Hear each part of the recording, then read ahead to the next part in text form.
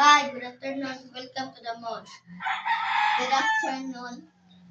Hi, where we can buy some nice dresses. You can go to the second floor. They have nice dresses there. Thank you. You're welcome. Enjoy shopping. Good afternoon. Welcome to our store. Good afternoon. How can I help you today? We're looking for a nice dress. Sure. What style are you looking for? Simple but elegant. Great choice. I will show you our style. This is our new arrival. I like this too. Let's buy this. Afternoon, ready to check out? Yes, we'll take this dress.